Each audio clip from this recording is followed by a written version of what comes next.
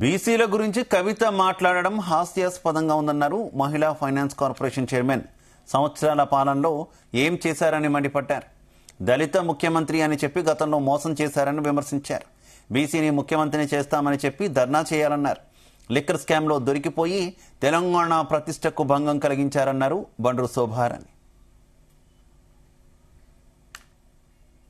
నిజంగా కవితమ్మ గారు, నీకు చిత్తశుద్ధి ఉంటే బీసీ నినాదం మీద కవిత చేస్తున్నటువంటి ధర్నా,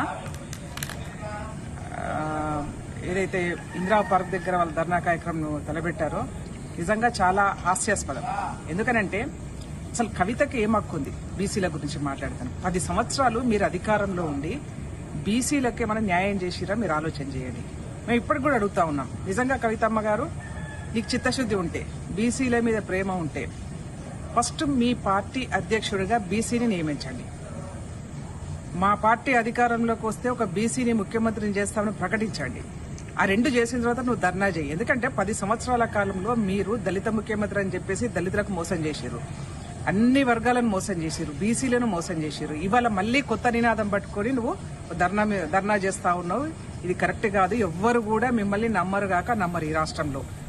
నీకు లిక్కరు కేసులో నువ్వు అరెస్ట్ అయినప్పుడే ఈ తెలంగాణ రాష్ట్ర ప్రజల యొక్క మనోభావాల్ని దెబ్బతీసే విధంగా నువ్వు చేసినటువంటి కార్యక్రమం ఏదైతే ఉందో అది ప్రజలందరూ కూడా తలదించుకునే విధంగా ఉంది. ఇవాళ మళ్ళీ అప్పుడు 33% మహిళలకు రిజర్వేషన్ అని చెప్పేసి ఒక నాటకం ఆడినావు. ఇవాళ మళ్ళీ కొత్తగా బీసీలు అని చెప్పేసి నాటకం ఆడుతున్నావు. అంటే తెలంగాణ రాష్ట్రంలో బీసీల గురించి, మీ పార్టీలో బీసీల గురించి మాట్లాడుకోవడానికి ఒక బీసీ నాయకుడు లేడా? ఎందుకు వాళ్ళని అంటే వాళ్ళ హక్కులు కూడా మీరే